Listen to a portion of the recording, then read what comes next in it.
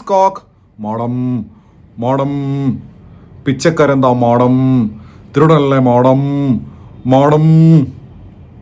ഈ സിനിമ എഴുതി ഡയറക്റ്റ് ചെയ്തിരിക്കുന്നത് തെലുങ്കിൽ നിന്നുള്ള ആളാണ് ശേഖർ കമോല. ഹാപ്പി ഡേയ്സ് ഒക്കെ ചെയ്തിട്ടുള്ള ആളാണ്. ഒരുപാട് സിനിമകൾ award winning films national awards ഉൾപ്പെടെ കാനൽ വരെ പോയ പടങ്ങൾ ചെയ്തിട്ടുള്ള ആളാണ്. പക്ഷേ ഇங்கே என்ன സാർ പണി വെച്ചിരിക്കുന്നത് സാർ?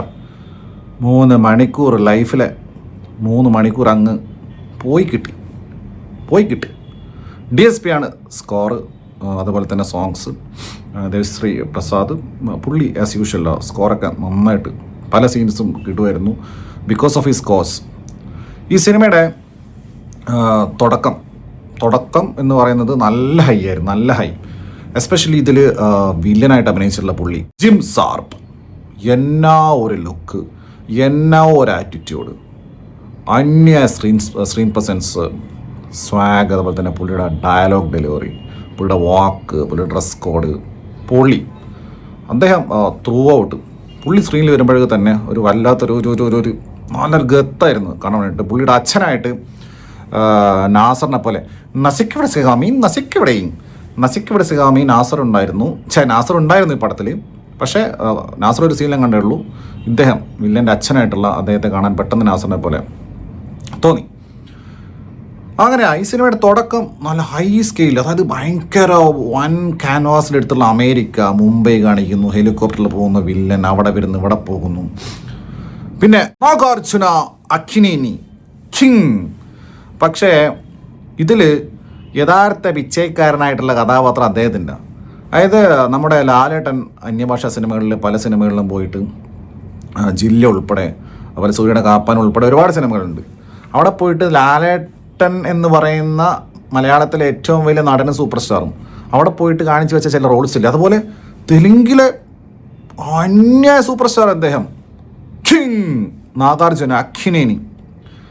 പുള്ളിക്ക് കൊടുത്തിരിക്കുന്ന റോൾ എന്ത് റോളാണ്? ഇതുപോലത്തെ ഒരു നിർഗുണ റോള്, ഒരു ഊച്ചാളി റോള്. പ്രകാശ് രാജോ SJ സൂര്യ ചെയ്യേണ്ട റോള് അവിടുന്ന് എനിക്കറിയില്ല തെലുങ്കന്മാർ ഈ പടം കണ്ടിട്ട് എങ്ങനെ സഹിക്കുന്നു. അറ്റ്ലീസ്റ്റ് ക്ലൈമാക്സിലെങ്കിലും പുള്ളിക്ക് ഒരു മാസ് സീൻസോ അല്ലെ എന്തെങ്കിലും എലവേഷനോ എന്തെങ്കിലും കൊടുക്കണ്ടേ? പുള്ളി ഒരുമാതിരി തെക്ക് വടക്ക് നടക്കുക, കുറേ ഇങ്ങനെ മെൻ്റൽ കോൺഫ്ലിക്റ്റ്. നല്ല അഭിനയമാണ്, ടു ബി ഫ്രാങ്ക്, നല്ല അഭിനയമാണ്. മെൻ്റൽ കോൺഫ്ലിക്റ്റ് അഭിനയിക്കുന്ന കഥാപാത്രമാണ്. കുറേ സ്ക്രിപ്റ്റൊക്കെ ഉണ്ട്. അത് പുള്ളി നന്നായിട്ട് കൺവിൻസ് ചെയ്ത് അഭിനയിച്ചിട്ടുണ്ട്. പക്ഷേ അദ്ദേഹത്തെ പോലത്തെ ഒരു സ്റ്റാർ മെറ്റീരിയലിനെ കൈ കിട്ടിയിട്ട് എന്തോ കാണിച്ച് വെച്ചേക്കുന്നത് ഈ ഡയറക്ടർ. അപ്പോൾ അതാണ് പറയുന്നത്, കൂലി വരുവാണെങ്കിൽ അതിൽ നമുക്ക് കാണാൻ പറ്റും. കാരണം ലൊക്കേഷൻ അറിയാം എങ്ങനെ പണ്ണണം ഓരോ ആൾക്കാരെ വെച്ചിട്ടൊന്നും. അല്ല ഇതിലൊക്കെ വന്ന് അഭിനയിച്ചിട്ട് അയ്യയ്യയ്യയ്യേ. ഇത് 2 ഭാഷയിൽ ഒരേ സമയം എടുത്താണ്. അപ്പോൾ സ്വാഭാവികമായിട്ട് തെലുങ്കിലും ഓഡിയൻസ് നന്നായിട്ട് ഈ പടം എക്സ്പെക്റ്റ് ചെയ്യല്ലോ. പക്ഷേ ഇത് തമിഴ് പടമാണെങ്കിൽ എനിക്ക് കാണുന്ന സമയത്ത് ഒരു തെലുങ്ക് പടം ഡബ് ചെയ്ത പോലെ തന്നെയാണ് തോന്നിയിരിക്കുന്നത്. രണ്ടും ബൈലിംഗലായിട്ട് ഷൂട്ട് ചെയ്താണെങ്കിൽ പോലും അങ്ങനെയാണ് ഫീൽ ചെയ്തിരിക്കുന്നത്. അതാണ് നാഗാർജുനൻ്റെ അവസ്ഥ. ധനുഷിൻ്റെ കാര്യം പറഞ്ഞു കഴിഞ്ഞാൽ പുള്ളി കിടിലൻ ആക്ടറാണ് എന്ന കാര്യത്തിൽ യാതൊരു തർക്കമില്ല, എല്ലാവർക്കും അറിയുന്ന കാര്യമാണ്. പിന്നെ പിച്ചൈക്കാരനായിട്ട് വരുന്ന സമയത്ത് പുള്ളിയുടെ ആ ഒരു കുറച്ച് എക്സെൻട്രിക്ക്, പിന്നെ മേക്കപ്പിൽ തന്നെ അങ്ങനെയാണ്. പിന്നീട് മാടം പുള്ളി അങ്ങനത്തെ എക്സെൻട്രിക് ആയിട്ടുള്ള കഥാപാത്രങ്ങൾ ചെയ്യാൻ പുള്ളിക്ക് ഭയങ്കര കഴിവാണ്, വിക്രത്തിനെ പോലൊക്കെ തന്നെ. അപ്പോൾ അതുകൊണ്ട് ക്യാരക്ടറൊക്കെ പുള്ളി ഗംഭീരമായിട്ട് ഡെലിവറി ചെയ്തിട്ടുണ്ട്. പക്ഷേ പടം തുടങ്ങി കുറച്ച് കഴിഞ്ഞ് ഈ പിച്ചക്കാരുടെ ഒരു ട്രാൻസ്ഫോർമേഷൻ പരിപാടി കഴിഞ്ഞ് പിന്നെ ഒരു ലോജിക്കും ഇല്ലാതെ എന്തൊക്കെയോ കാണിക്കുക. അതായത് പിന്നെ 3 മണിക്കൂറുണ്ട് ഈ പരിപാടി, ഇൻ്റർവെൽ ആവുന്നില്ലെന്നേ. അതിൻ്റെ ഇടയ്ക്ക് നമ്മുടെ അഥാ വരുന്നു, മാടം പിച്ചക്കാരെന്താ മാടം തിരുടനല്ല മാടം. ആര്? രശ്മിക മന്ദാന വന്നതോടുകൂടി പിന്നെ ഇവർ തമ്മിലുള്ള കെമിസ്ട്രി തീരെ സെറ്റാവുന്നില്ല. ഒന്നാമത് ഈ ക്യാരക്ടേഴ്സ് തമ്മിലുള്ള കെമിസ്ട്രീനെ സെറ്റാവുന്നില്ല, എന്നാലേ അഭിനേതാക്കൾ തമ്മിലുള്ള കെമിസ്ട്രി സെറ്റാവുള്ളൂ.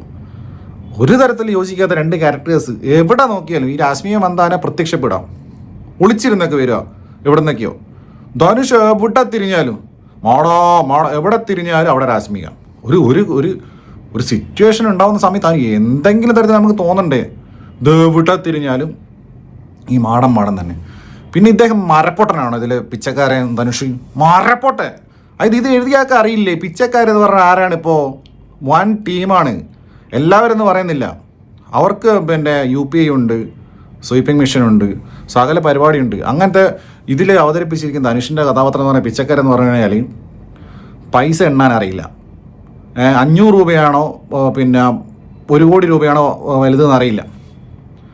ഒരു കാര്യത്തൊരു മരപ്പൊട്ടൻ ശരിക്കും ഇതെന്ത് പിച്ചക്കാരനാ, ഇങ്ങനത്തെ പിച്ചക്കാർ എവിടെയുള്ളത്? പിന്നെ ഒരു സ്ഥലം പോകാൻ അറിയില്ല. ഒരു സിറ്റിക്കകത്ത് ആ സിറ്റിയിലെ മുക്കും മൂലം അറിയുന്ന ആരായിരിക്കും? അവിടുത്തെ പിച്ചക്കാരായിരിക്കും. അവർക്കറിയാത്ത ഊടുവഴികൾ ഉണ്ടാവില്ല, അവർക്കറിയാത്ത ഗിലികൾ ഉണ്ടാവില്ല.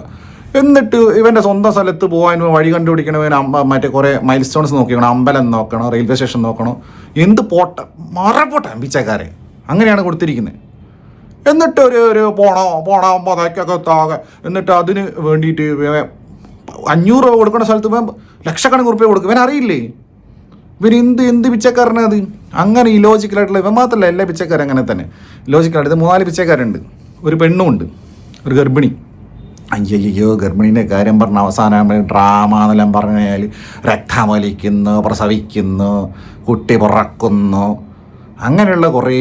അതായത് ഞാൻ പറഞ്ഞ ആദ്യത്തെ കുറച്ച് ഒരു ഫസ്റ്റ് ഹാഫിൻ്റെ ഒരു പകുതി വരെ പടം നല്ല രസമായിരുന്നു കാണാൻ. ബിഗ് സ്കെയിൽ, ഭയങ്കര കിടിലൻ റൈറ്റിംഗ് ഉള്ള, കിടിലൻ ഡയറക്ഷനുള്ള, കിടിലൻ പെർഫോമൻസസ് ഉള്ള, അന്യായ BGM ഉള്ള ഒരു പടം. പക്ഷെ അങ്ങനെ ഒരു പടത്തെ തൊലിച്ച് വെച്ചിരിക്കുന്ന കണ്ടു കഴിഞ്ഞാൽ 3 മണിക്കൂർ ലൈഫിൽ അതുപോലത്തെ പരിപാടി എൻ്റെ അപ്പോൾ തന്നെ. നമ്മുടെ മലയാളത്തിലെ ഹരീഷ് പരടി ഇതിൽ റോൾ ചെയ്തിട്ടുണ്ട്. കൈതരി സഹദേവൻ, തമിഴ് പറയുന്ന കൈതരി സഹദേവൻ മന്ത്രിയാണ്, കേന്ദ്ര മന്ത്രി. പിന്നെ ഇതിൽ കുറേ പാട്ടുകളൊക്കെ ഉണ്ട്. എല്ലാ പാട്ടും ധനുഷിനെ പാടിയെന്ന് തോന്നുന്നു. അങ്ങനെയുള്ള പിന്നെ കുറേ പിച്ചക്കാരും മറ്റേ ആൾക്കാരും ഒക്കെ ഉള്ളൊരു സിനിമ. ഈ സിനിമ 100% പ്രെഡിക്റ്റബിൾ ആണ് ഇതിൻ്റെ സ്റ്റോറിയൊക്കെ. പക്ഷെ എന്നാൽ സ്റ്റോറി പ്രെഡിക്റ്റബിൾ ആവുന്ന ഒരു പ്രശ്നമുള്ള കാര്യമില്ല. ലോകേഷിൻ്റെ വിക്രത്തിൽ നമുക്ക് ആദ്യം അറിയാം മുഖംമൂടിയിട്ട കമലഹാസനാണെന്ന്. പിന്നെ മുഖംമൂടി റിവീൽ ചെയ്യുമ്പോൾ നമ്മളെന്തിനു കൈയടിച്ച് നമുക്കെന്തിനു രോമാഞ്ചം വന്ന്. ആ സ്റ്റോറി പ്രെഡിക്റ്റബിലിറ്റി എന്നൊരു വിഷയമേ ഇല്ല സിനിമയ്ക്കകത്ത്. അതെങ്ങനെ നമ്മളായിട്ട് കണക്ട് ചെയ്യുന്നുള്ള. പിന്നെ എന്തെങ്കിലുമൊക്കെ ലോജിക്ക് വേണ്ടേ? ഒരു ലോജിക്കില്ലാത്ത സിനിമ, ഒരു ലോജിക്ക് എന്ന് പറയുന്ന സാധനം ലെവലേശ് അടുത്തൂടെ പോകാത്ത സിനിമ. ഒപ്പം രാഷ്ട്രീയ മന്ദാനയുടെ വെറുപ്പിക്കലും, മാടോ പിച്ചക്കാരനെ മാടോ, തിരുവനന്തപുരത്തിലെ മാടോ, ഇത് തന്നെ പരിപാടി. മറ്റേ ആസിഫ് അലിയുടെ ഒരു പടം ഉണ്ടായിരുന്നില്ലേ, അഡിയോസ് അമിഗോ, അതിൽ അല്ലേ ബോസ് അതുപോലെയാണ് ഇതിലെ ധനുഷ് മോട്ടം.